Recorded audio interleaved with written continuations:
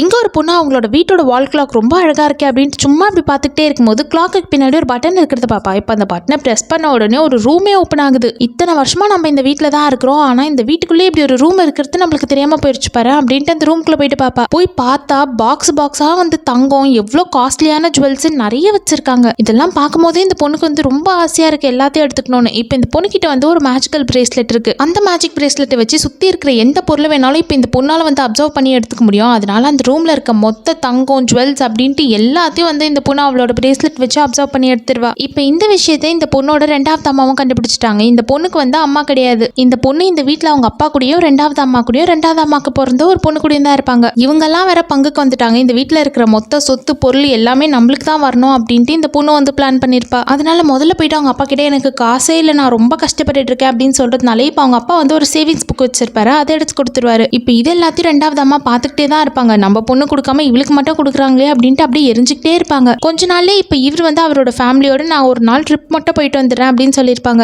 அவரோட பொண்ணு மட்டும் வீட்டில் விட்டு போயிருப்பாங்க. இதுதான் கரெக்டான டைம், நம்மளோட பிளானை வந்து நம்ம எக்ஸிக்யூட் பண்ணிடலாம் அப்படின்ட்டு அந்த பொண்ணு வந்து வெளியே போயிருப்பா. ஆனால் அந்த பொண்ணு வந்து யாரோ ஃபாலோ பண்ணிக்கிட்டே தான் இருக்காங்க. இந்த பொண்ணுகிட்ட இருந்து அந்த புக்கை எப்படியாச்சும் வாங்கணும் அப்படின்றதுக்காக இந்த பொண்ணோட ரெண்டாவது அம்மா தான் ஆளுங்களை செட் பண்ணி ஃபாலோ பண்ண சொல்லியிருப்பாங்க. ஆனால் அதை வந்து இந்த பொண்ணும் கண்டுபிடிச்சிருவா. ஆனால் பெருசாக எதுவும் ரியாக்டும் பண்ண மாட்டா. இப்போ இந்த பொண்ணோட ரெண்டாவது அம்மா வந்து அவங்களோட தம்பிக்கிட்டையும் கொஞ்சம் அடியாளுங்க கிட்டையும் வீட்டோட சாவியெல்லாம் கொடுத்துருப்பாங்க. நாங்களும் ஊருக்கு கிளம்பிட்டோம், அதனால அவ இல்லாத டைமா போயிட்டு அந்த பாஸ்புக் எடுத்துருங்க அப்படின்னு தான் சொல்லி அனுப்பியிருப்பாங்க. ஆனா இந்த திருடனுங்க உள்ள போயிட்டு பார்த்தா உள்ள பொருளே இல்லை, வீடே வந்து காலியா இருக்கு. இந்த பொண்ணு திருப்பி வந்து பார்த்தா பூட்டு வந்து திறந்துதான் இருக்கு. எப்படியோ நம்ம விரிச்ச வலையில இவங்களாம் வந்து சிக்கிட்டாங்க அப்படின்ட்டு இப்போ இந்த பொண்ணு வந்து பக்கத்து வீட்டுல இருக்கிற எல்லாரையும் வந்து கால் பண்ணி வர வச்சிருவா. போலீஸையும் கால் பண்ணி வர வச்சு இவங்க தான் திருடனுங்க, வீட்டுல இருக்க எல்லா பொருளையும் திருடிட்டாங்க அப்படின்ட்டு அப்படியே வந்து மாத்திடுவா. இப்ப திருடன்ல ஒருத்த வந்துட்டு தம்பி தான். அதனால தம்பி கிட்ட வேணும்னே அவங்களோட ரெண்டாவது அம்மா தான் சாவியை கொடுத்து உள்ள வர வச்சிருக்காங்க, எல்லா பொருளையும் திருட வச்சிருக்காங்க அப்படின்ட்டு அப்படியே மாத்தி சொல்லிடுவா. அதையே அந்த பொண்ணோட அப்பா நம்பிக்கிட்டு உனக்கு இவ்வளோ கொடுத்தும் இவ்வளோ செஞ்சும் இன்னும் பத்தல